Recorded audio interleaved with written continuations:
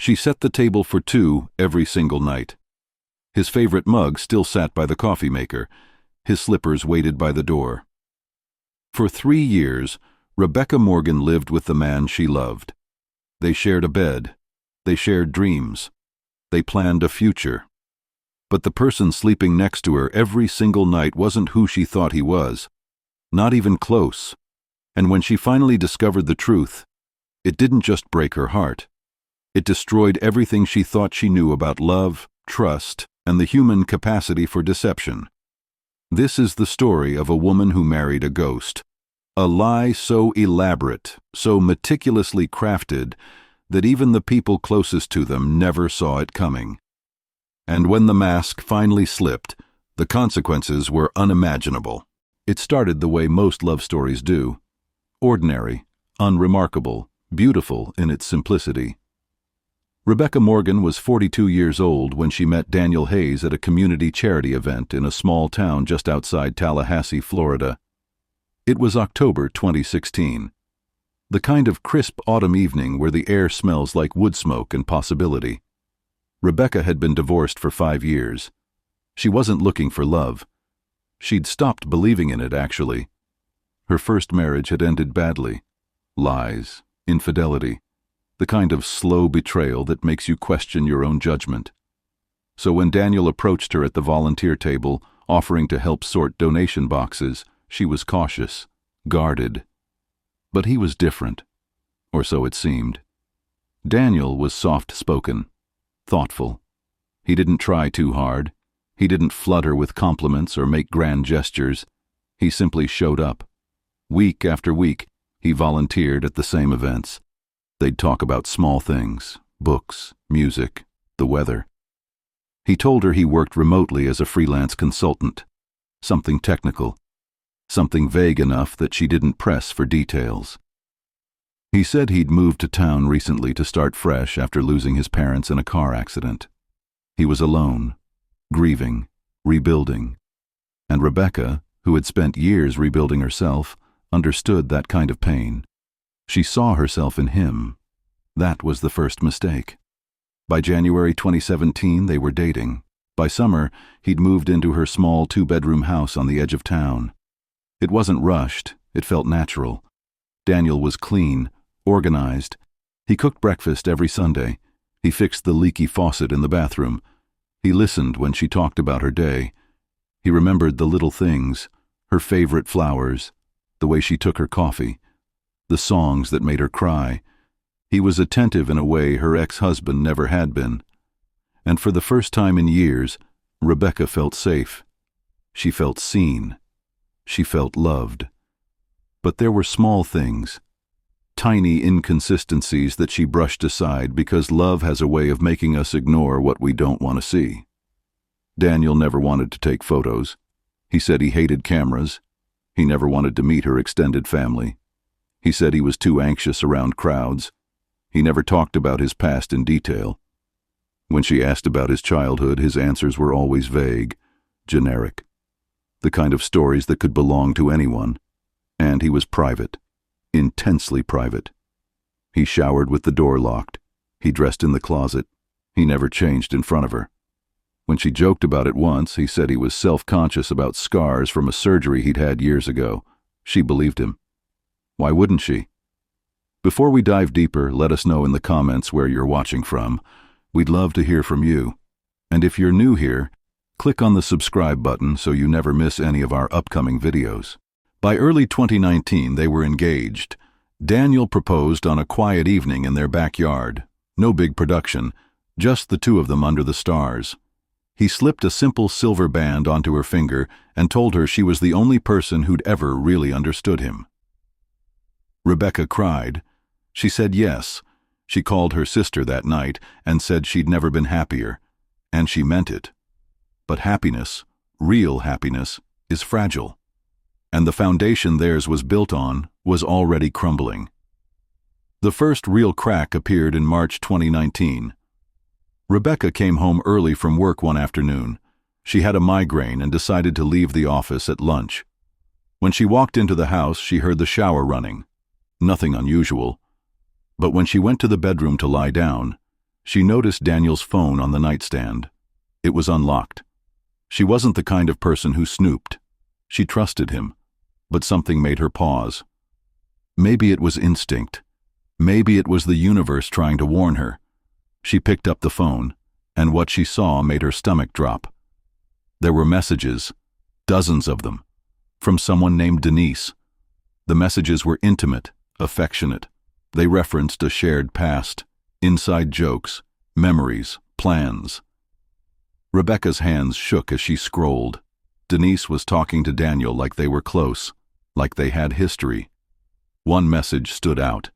"I miss you. I can't wait to see you again. It's been too long." Rebecca's mind raced. Who was Denise? An ex? A friend? Why had Daniel never mentioned her? And why were they talking like this? When Daniel came out of the shower, Rebecca was sitting on the edge of the bed with his phone in her hand. She didn't yell. She didn't accuse. She just asked. "Who's Denise?" Daniel's face went pale. For a split second, she saw something flicker in his eyes. Fear. Panic. But then it was gone. He recovered quickly. He sat down next to her and took her hand. He explained that Denise was an old friend, a college roommate. They'd lost touch for years and recently reconnected online. It was innocent, purely platonic. He apologized for not mentioning her. He said he didn't think it was important. Rebecca wanted to believe him. She wanted to believe that the man she loved wouldn't lie to her face. So she did. She handed the phone back. She apologized for overreacting, and they moved on, But the seed of doubt had been planted. And over the next few weeks, Rebecca started noticing more. Daniel was on his phone constantly. He'd step outside to take calls. He'd delete messages as soon as he read them. When she asked who he was talking to, he'd say it was work, or his friend from out of town, or someone from the gym. Always an answer, always plausible, but never quite satisfying. And then there was the money. Rebecca had always handled their finances. Daniel contributed to rent and groceries, but he didn't have a joint account with her. He said he preferred to keep his finances separate. She didn't push. But one day, when she was organizing paperwork, she found a bank statement that had been left on his desk. It showed a balance of over $60,000. Far more than he should have had if he was working freelance gigs like he claimed. When she asked him about it, he said it was an inheritance from his parents' estate, money that had finally cleared probate. It sounded reasonable, but something about the way he said it made her uneasy. Then came the night that changed everything. It was late April. Rebecca woke up around 2 in the morning. Daniel wasn't in bed. She got up and found him in the bathroom. The door was cracked open, and what she saw made her blood run cold. Daniel was standing in front of the mirror, shirtless, but something was wrong. His chest looked strange, unnatural, and then she realized what she was seeing. He was peeling something off, a prosthetic, silicone, fake skin. Underneath was something else, something that didn't match the body she thought she knew. Rebecca's heart pounded. She stepped back, quiet, careful. She went back to bed and lay there in the dark, her mind racing. What had she just seen? What did it mean? And who the hell was the person sleeping next to her every night? Rebecca didn't confront Daniel that night. She couldn't. She was too shocked, too confused, too terrified of what the truth might be. Instead, she did what any rational person would do in an irrational situation. She started digging. The next morning, after Daniel left for what he said was a consultation meeting, Rebecca went through everything. His phone, his laptop, his wallet, his drawers. She found a second ID card tucked into a hidden pocket of his gym bag. The photo was Daniel. But the name wasn't. The name was Denise Harper. Female. Date of birth, 1978. The same age Daniel claimed to be. The same face, but a different identity. Rebecca's world tilted. She sat on the floor of their bedroom holding that ID card and tried to make sense of it. Was Daniel transgender? Had he transitioned and never told her? That would explain the secrecy, the reluctance to undress, the prosthetics. But then why keep the female ID? Why hide it? Why not just tell her the truth, unless there was more to the story? Unless Daniel wasn't Daniel at all? Unless everything he'd told her was a lie? She kept digging. She logged into his laptop using a password she'd seen him type 100 times. She found files, documents, photos, emails, and what she uncovered was a life she didn't recognize. Denise Harper had been living as Daniel Hayes for nearly 4 years, but before that, Denise had been someone else entirely, someone with a criminal record, fraud, identity theft, forgery. Denise had served time in a county jail in 2014. She'd been released in 2015, and then she'd disappeared, reinvented herself, created Daniel Hayes out of thin air, new name, new identity, new life. And Rebecca had been part of that life, a prop, a cover, a way to blend in and look normal. The betrayal was suffocating. Rebecca couldn't breathe. She couldn't think. The man she loved didn't exist. The person she'd shared her bed with for 3 years was a stranger, a con artist, a liar. And the worst part? She had no idea why. What was Denise running from? What was she hiding? And what would happen if Rebecca confronted her? Rebecca spent the next 2 weeks gathering evidence. She took photos of everything, the IDs, the documents, the emails. She contacted a private investigator, a retired cop who specialized in fraud cases. He confirmed what she already suspected. Denise Harper had been using Daniel Hayes as an alias since 2016. There were multiple accounts, multiple identities. She'd scammed at least 3 other people in different states, small-time cons, nothing violent, but enough to show a pattern. Denise was a ghost. She moved from place to place, town to town, relationship to relationship. She built trust. She took what she needed, and then she disappeared. But Rebecca wasn't going to let her disappear this time. She wanted answers. She wanted justice. She wanted Denise to feel what she felt, the humiliation, the betrayal, the rage. So she made a plan, a terrible, irreversible plan. Rebecca had discovered the deception weeks earlier and planned revenge. She confessed later, in a taped police interview that would be played in courtrooms and dissected by prosecutors and defense attorneys alike. Her voice was calm, detached, almost clinical. "I wanted him to feel what I felt," she said. But the pronoun was wrong. There was no him. There never had been. It was always her, always Denise. And by the time Rebecca realized that, it was too late to take back what she'd done.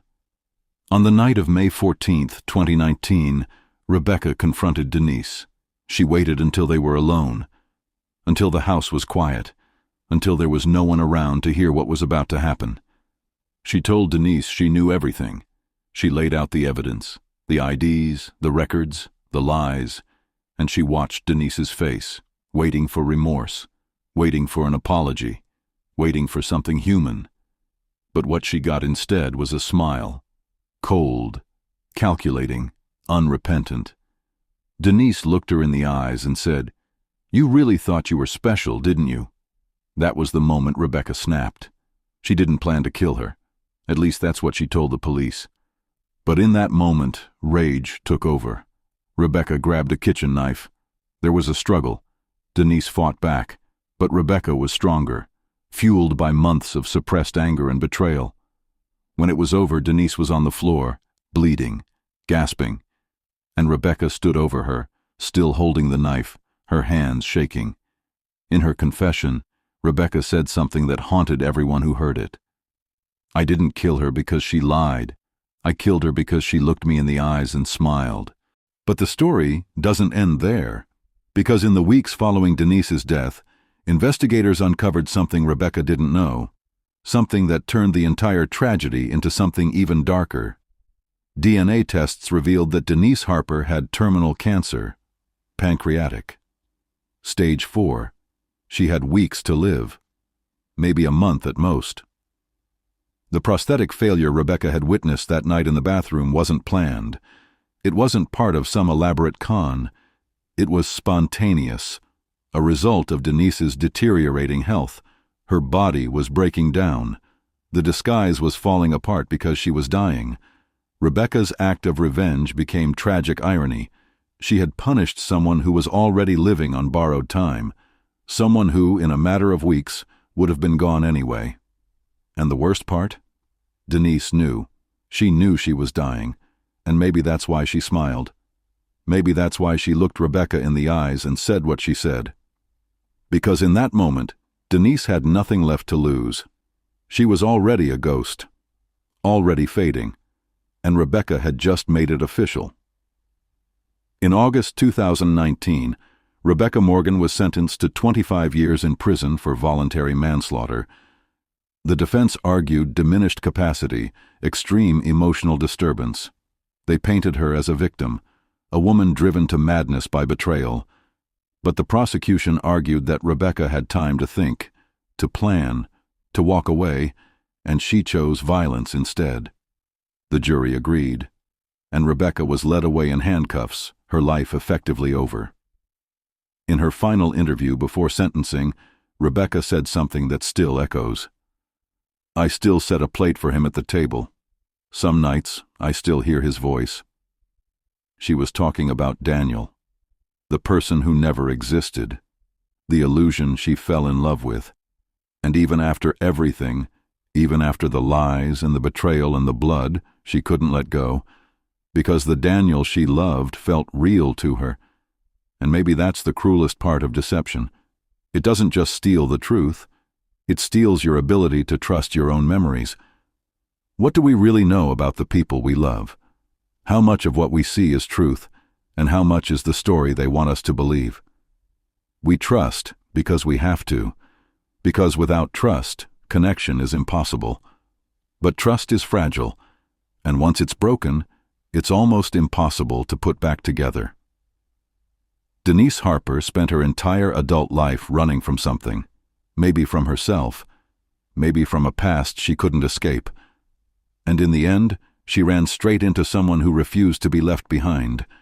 Two broken people collided, and the result was tragedy. But there's one more thing, one final detail that still haunts investigators to this day. When police searched Denise's belongings after her death, they found another ID, tucked into a safety deposit box at a local bank. Another name, another face, another life. Someone Denise had been before she became Denise, before she became Daniel. And the question that no one can answer is this: how many lives did she live? How many people did she become? And how many others are out there, still believing in a lie, still setting a plate at the table for someone who was never real? So let me ask you this. What would you have done if you were in Rebecca's shoes? If you woke up one day and realized the person you loved, the person you trusted, the person you planned a future with, was a complete stranger? Do you think justice was truly served? Or was this a tragedy of two broken people who never should have crossed paths? Comment below. Tell us what you think. We read every single one. This story is based on true events, inspired by real case files from Florida, 2019. The names have been changed, but the deception was real, the betrayal was real, and the consequences were devastatingly real. If stories like this one fascinate you, if you want to understand the darkest corners of human behavior and the thin line between love and obsession, then you need to watch our next video. It's about a woman who married her kidnapper and didn't know it for 20 years. Trust me, you won't believe how it ends. Don't forget to like this video, share it with someone who loves true crime, and subscribe so you never miss our next story. We'll see you in the next one.